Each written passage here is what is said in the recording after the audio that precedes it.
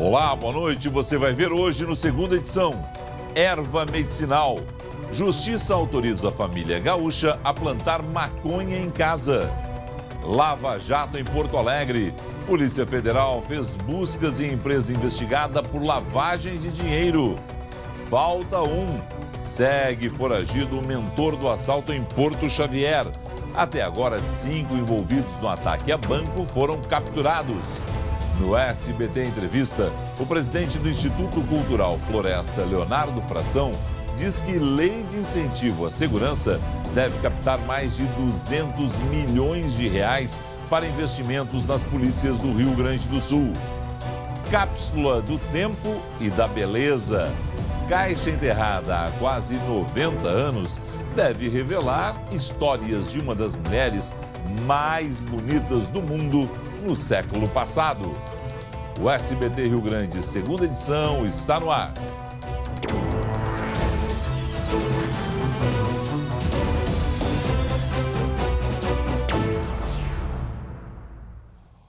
O princípio ativo da maconha mudou a vida de uma menina de 9 anos em Canoas.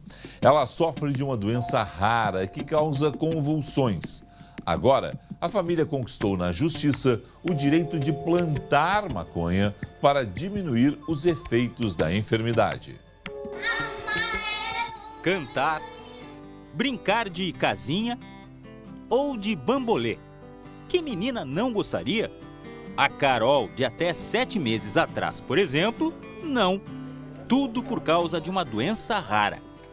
A Carol tem síndrome de Dravet, que é uma doença genética que traz algumas características consigo, entre elas as convulsões de muito difícil controle, e com isso traz um retardo mental, retardo cognitivo, traz também dificuldades na fala, dificuldades para andar.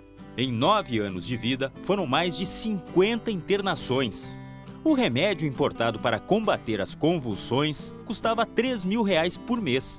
Nem sempre era distribuído pelo Sistema Público de Saúde.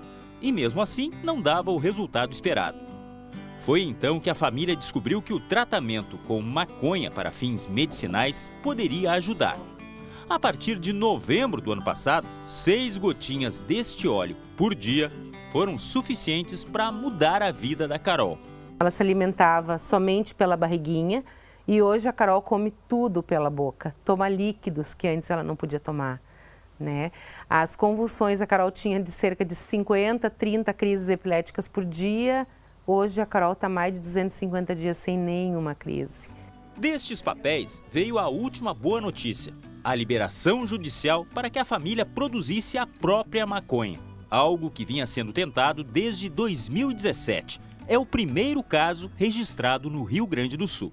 Levou-se em consideração, sobretudo, o princípio da dignidade da pessoa humana e a proteção integral da criança e também a legislação em outros países onde já há a previsão de autorização do tratamento com o uso da cannabis. Tão importante quanto ver a evolução da Carol é ver também que a cadeira de rodas está parada.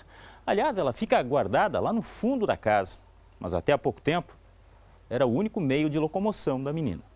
A doença não tem cura, mas o tratamento mostrou que é possível melhorar a qualidade de vida. A família passou a lutar pela legalização da maconha para fins medicinais. Olha a Carol participando da Marcha da Maconha em Porto Alegre. Maconha medicinal é remédio natural. Nós estamos nessa luta pela Carol e por muitas Caróis, que nem eu digo, né? E a Carol agradece em forma de beijos. O que a Carol é feliz, né, Carol? Me ama? Sim. Muito pouco. O fundo do meu coração. Do fundo do teu coração, mesmo? Sim, mãe. Portanto, para não se confundir o assunto, uma coisa é uma coisa, outra coisa é outra coisa, o uso medicinal da maconha está sendo desenvolvido para várias doenças e é uma pesquisa que tem que prosseguir em nível mundial. Com a Carol deu resultado positivo, outras crianças e adultos precisam também de medicamentos semelhantes e que bom que na Justiça do Rio Grande do Sul há pessoas com mente aberta, como o Dr. Roberto Borba, que que já tomou essa decisão visando aí, nesse caso específico, a Carol, mas que isso pode levar a avançar para outros casos também aqui no estado, né? Não vamos confundir a situação de tráfico de drogas de um lado, uso medicinal da maconha do outro. Dá para caminhar de forma bem separada essas questões e todos nós temos que ter esse entendimento. Ontem, aqui no Segunda Edição, nós exibimos uma reportagem sobre o impacto do corte de verbas para universidades federais e como este reajuste pode afetar até hospitais universitários. A nossa produção havia recebido uma tabela da Associação Nacional das Instituições Federais de Ensino Superior, onde está a informação de que o Hospital de Clínicas de Porto Alegre perderia 4 milhões de reais da verba prevista para a ampliação da instituição. Mas a assessoria do hospital nos informou apenas hoje que o corte não afetou o orçamento do Clínicas. Que bom, melhor assim, tomara que além desses recursos que não foram cortados, outros sejam repostos, porque afinal de contas a crise na área das universidades e dos institutos federais de educação com o corte de 30% será grande, prejudicando quem? E, infelizmente, os alunos, aqueles que mais precisam exatamente de educação para o país sair desse buraco que se meteu. Porto Alegre entrou na rota da investigação de crimes de lavagem de dinheiro novamente. A Polícia Federal cumpriu hoje mandados em 2 endereços da capital ligados a uma empresa investigada pela Lava Jato. O alvo da investigação é o empresário Luciano Médici Antunes. Ainda durante a madrugada, os agentes estiveram no apartamento dele no bairro Jardim Europa. Foram apreendidos celulares, computador e documentos. Pela manhã, a ação foi nas salas locadas pelo empresário em um coworking no bairro Rio Branco. É um imóvel onde salas são compartilhadas para diversas pessoas físicas e jurídicas. A empresa do investigado funciona em 2 cômodos. Eles são uma plataforma que intermedia. Então, um exemplo que me deram, tem um cliente que quer captar recursos e eles disponibilizam várias formas da plataforma que as pessoas podem colaborar com essa empresa, seja doações ou pagamentos. E eles só fazem essa intermediação. No site da OK Pago, a apresentação é de uma empresa de soluções de pagamento focada na redução de custos bancários, respaldada pelo suporte e garantia do Banco Paulista. É justamente esse banco que está na mira da Polícia Federal. Segundo a investigação, executivos do alto escalão estariam envolvidos na lavagem de dinheiro vindo da empreiteira Odebrecht. Também foram cumpridos mandados de busca e de prisão em São Paulo e no Rio de Janeiro. 3 funcionários do Banco Paulista foram presos. Pelo menos 48 milhões de reais foram lavados entre 2009 e 2015 com empresas de fachada, de acordo com a PF. Em nota, o Banco Paulista informa que foi surpreendido pela operação e que colabora com as autoridades. A nossa produção entrou em contato com a empresa OK Pago, que ainda não se manifestou sobre o caso. Segue foragido o mentor do assalto ao Banco do Brasil em Porto Xavier, noroeste do estado. Vamos à redação. Luciane Coleman, boa noite. Boa noite, Felipe. Boa noite a todos. Pois é, o Luciano Aguilar de Matos foi localizado e contido por um morador lá no interior de Porto Lucena, a região onde a polícia fez buscas aos criminosos até o final da semana passada. Com ele foram apreendidos um revólver, um carregador de fuzil com munição e também uma pequena quantidade de dinheiro. Ontem, o corpo de Alexandre Pacheco da Silva foi encontrado também na região onde a polícia fez o cerco. Junto ao cadáver estava uma mochila com dinheiro e armas. Até agora, Felipe, foram presos 5 pessoas por envolvimento nesse assalto à agência do Banco do Brasil no dia 24 de abril. Agora, olha só, atenção para essa foto deste foragido. É o Ezequiel David Trindade, apontado como responsável pela morte do PM, o Fabiano Rec Lunques. Esse aí continua foragido. Então, quem tiver qualquer informação sobre o paradeiro deste homem, pode ligar para 0800 510 2828. Ele está sendo procurado pela polícia, Felipe. Furou o cerco, pode estar em qualquer lugar do Rio Grande do Sul, mesmo já ter saído do estado. Exatamente. 0800 510 2828 para você colaborar com a polícia na captura desse bandido. No SBT Entrevista de hoje, eu converso com o empresário Leonardo Fração. Ele preside o Instituto Cultural Floresta, que realiza parcerias com o governo na área da segurança pública.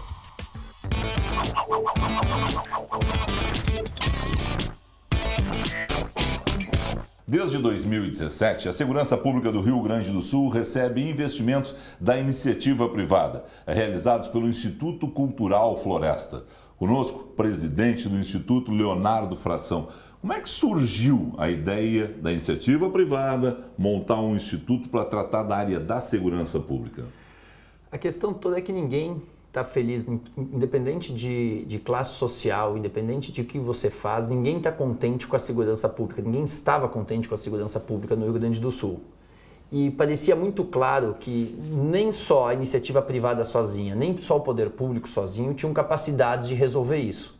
Então o Instituto Cultural Floresta é simplesmente um instrumento que a gente criou para tentar aproximar o setor público do setor privado e tentar solucionar o problema sozinho.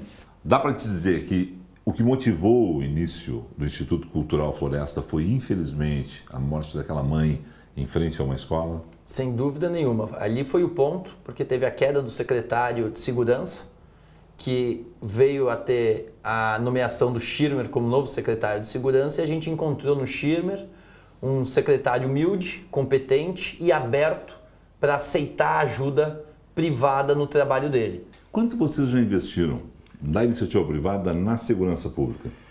A resposta objetiva para a sua pergunta é 14 milhões de reais. Mas é importante colocar essa resposta em perspectiva. O primeiro dado que é muito importante é você entender que nos últimos 10 anos, em média, foram investidos pelo poder público 34 milhões de reais por ano em segurança pública. Se você pegar esse número e você adicionar a esse número, que já é super baixo em relação à arrecadação do governo, a ineficiência do gasto, porque ele acaba comprando uma pistola pelo dobro do preço do que as que a gente doou, um colete pelo dobro do preço do que a gente doou e um carro pelo mesmo valor, mas de uma qualidade muito inferior ao que a gente doou, os nossos 14 milhões acabam sendo de uma efetividade talvez até maior do que os 34 milhões que o Estado investe sozinho. Esse dinheiro vem de pessoa física ou das empresas? Vem dos dois entes. Tem uma parte de dinheiro que veio de CNPJ, tem parte de dinheiro que veio de CPF.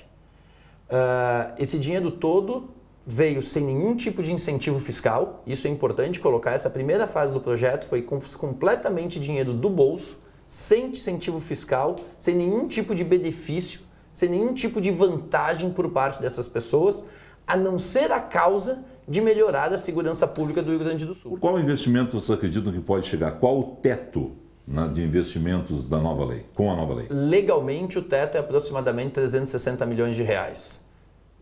A minha expectativa otimista é de ter investimentos na ordem de 200 a 300 milhões de reais, mas eu não consigo ver nenhuma hipótese da gente investir menos de 100, 150 milhões em segurança pública. A sua opinião sobre o governo Marquesan na área da segurança pública? Eu, infelizmente, não tenho opinião sobre o governo Marquesan nem na área de segurança pública, nem em nenhuma área, porque, infelizmente, eu não acho que ele tenha feito nada de relevante como prefeito de Porto Alegre. A sua opinião sobre o governo Eduardo Leite na área da segurança pública? Ele está se demonstrando hoje um dos políticos mais hábeis e um dos melhores governadores do Brasil. Eu acho que ele teve uma inteligência gigantesca de escolher como secretário de segurança o Ranolfo, que é um cara que tem o lado político e técnico muito aguçado, e eu sou extremamente otimista com o que vai acontecer no Rio Grande do Sul sob a liderança do Eduardo Leite, não só na segurança, mas também nas outras áreas. O governo Bolsonaro já fez alguma coisa na área de segurança pública? O Bolsonaro ele tem feito coisas bastante pontuais, como a liberação da arma, a facilitação do porte de arma, você poder defender a sua própria propriedade, você ter uma mudança de postura em relação ao comportamento do criminoso, o que tudo isso de forma geral vai melhorar a questão da segurança pública porque traz um pouco mais de medo ao criminoso para cometer crime. O senhor se sente seguro quando sai de casa? Eu te diria que eu estou habituado com a insegurança pública. Eu já me disciplinei e já me precavi para que eu não saia com tanto medo quanto muita gente acaba saindo e se sentindo. Agora, seguro não. Obrigado. Muito obrigado. Sucesso. Você.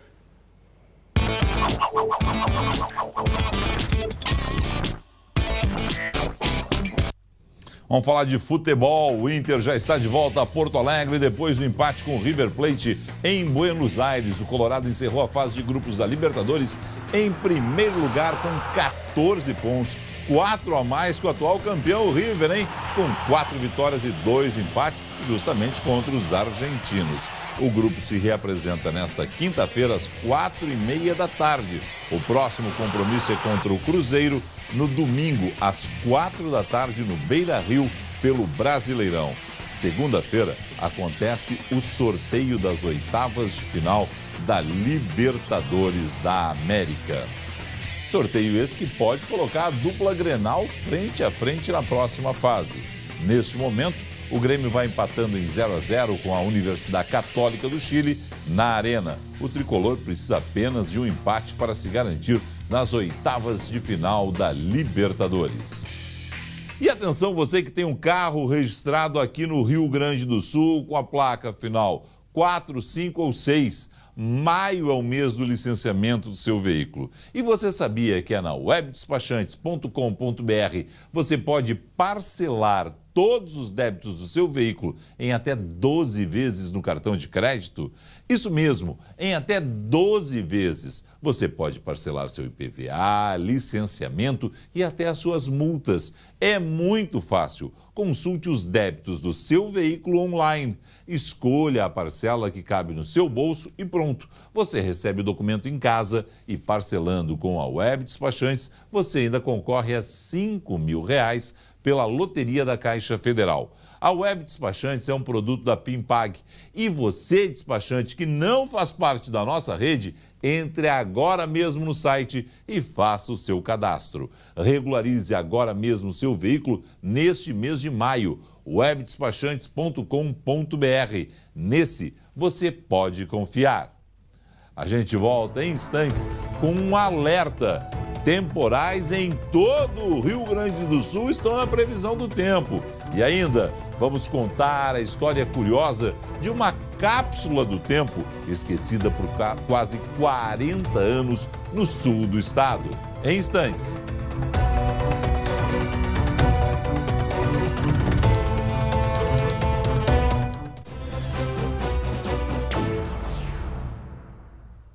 Voltamos com uma informação do futebol na Arena Tricolor. Grêmio 1, Universidade Católica 0. Gol de Alisson marcado aos 22 minutos da primeira etapa. Esse gol e outros que acontecerem, você confere amanhã no SBT Esportes, 12h35, tá certo? Uma cápsula do tempo enterrada em 1931 foi encontrada em Pelotas, no sul do estado. A caixa ficou esquecida por quase 40 anos. Uma reforma na mais famosa praça da cidade revelou esta relíquia. Em 1931, a Praça Coronel Pedro Osório ganhou essa coluna para homenagear um feito histórico para a cidade. A jovem pelotense Yolanda Pereira foi a primeira brasileira a conquistar o Miss Universo em 1930. Na fundação da obra, uma cápsula do tempo foi enterrada para ser aberta 50 anos depois. O fascínio pela figura da Yolanda e a sua representatividade, na história da cidade sempre nos instigou a que a gente fizesse essa homenagem de abertura dessa cápsula.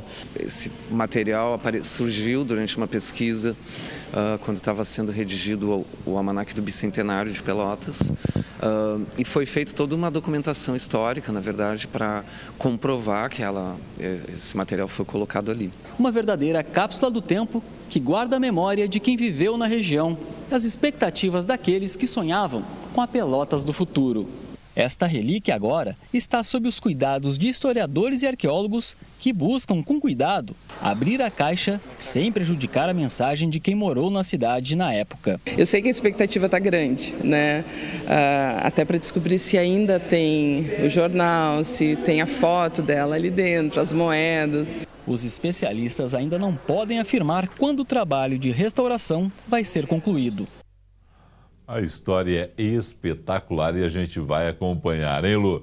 Que maravilha saber de Pelotas em 1931, a mulher mais linda do mundo naquele ano. É verdade, né? Deve ter muita história ali, né? Muita história contada ali pelos objetos. E a previsão do tempo, Lu? Vem temporal por aí? Pois é, infelizmente, Felipe, viu, tem alertas de temporal para amanhã, né? Chuva forte. Agora na madrugada, nas próximas horas, a gente já vai ter instabilidade, chuva principalmente ali no noroeste e na divisa com Santa Catarina. A quinta-feira começa já com instabilidade no oeste. Ao longo do dia, a chuva se espalha por todo o estado e aí volta o risco de chuva forte, grandes volumes em alguns pontos. A temperatura não oscila muito. Ali em Pelotas, ó, vai no máximo a 22 graus.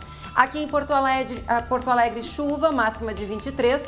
Na sexta, novo alerta de chuva torrencial com raios, granizo e vento. Risco maior na fronteira com o Uruguai, aqui na capital, previsão de muita chuva. Sábado, alerta de mais chuva por aqui, com transtornos. Só no domingo é que chega o ar polar e aí o tempo firma, Felipe. Boa noite, Lu. Boa noite. Em instantes, no SBT Brasil, você vai ver que a Justiça mandou o ex-presidente Michel Temer voltar para a cadeia. Uma ótima noite a todos. Até amanhã.